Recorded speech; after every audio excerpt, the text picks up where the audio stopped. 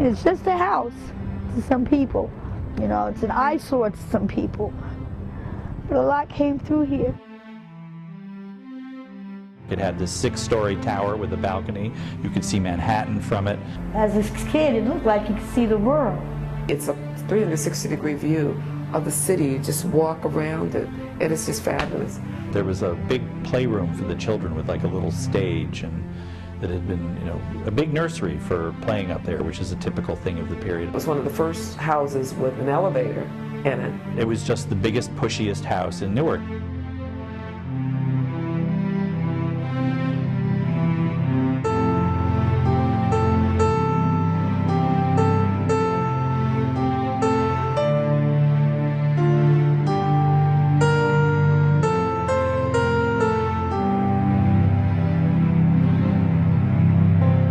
On the corner of Court Street and MLK Boulevard in Newark Central Ward, there is a house on a hill. For over a century, it served as a symbol of arrival for a succession of remarkable residents. Today, it has been vacant for decades. Outside, the windows are boarded up, the property surrounded by chain link and razor wire. Inside, plaster dust covers the floor. Sunlight streams in through cracks in the brick, and rain floods the basement. But the story is written in its walls, thick layers of history that peel back to reveal the smooth stonework of a preservation project halted before its time. Tatters of wallpaper hung by Newark's first African-American millionaires. Mysterious symbols from the fraternal organization that used the building to host their meetings, and the initials of the immigrant-turned-beer baron who built the house as a monument to his success. Welcome to the Krueger-Scott Mansion.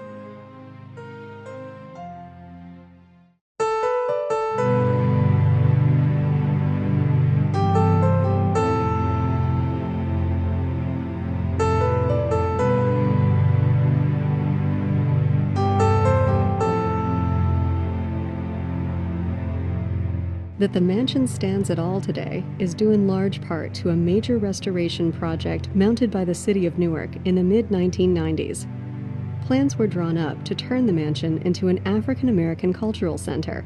My understanding was I was to be the executive director of a cultural center and try to raise monies for the actual restoration. By the time the restoration project began, the house had been vacant for nearly a decade. Someone called me and said, the house has been broken into, it's being raided, and we went through the house and saw it in this condition. We found a dog abandoned on the 3rd floor, up in the tower. When we went in, we were just totally devastated by what we saw on the inside of the house. And anything that was of value, of course, had been ripped out. Before the city finally got it bricked up, everything had been stripped.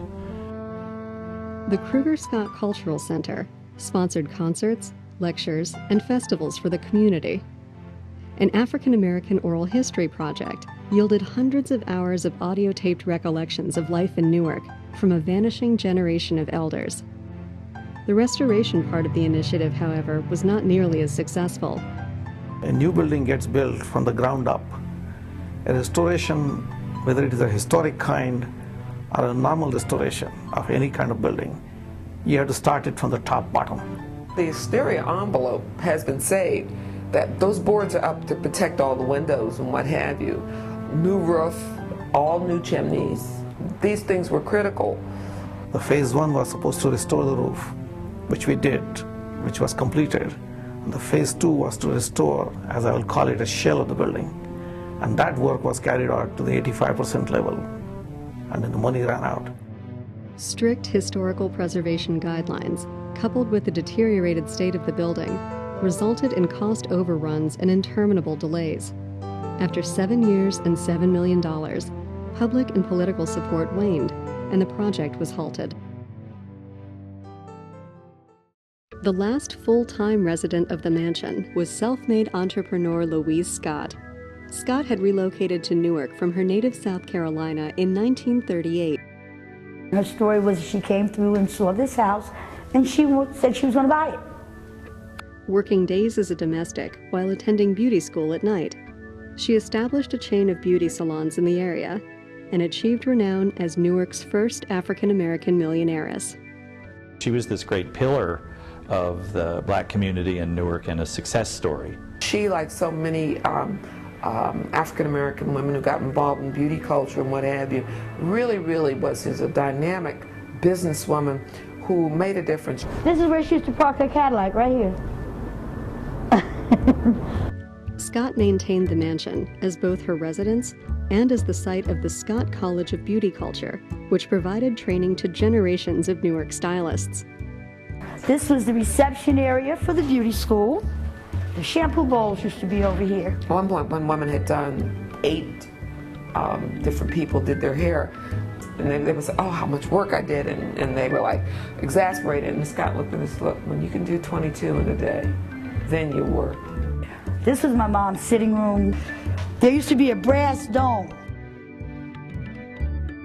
Hardworking and civic-minded, she rechristened the mansion the Scott Cultural and Civic Center and used the house to host a variety of civic and church events.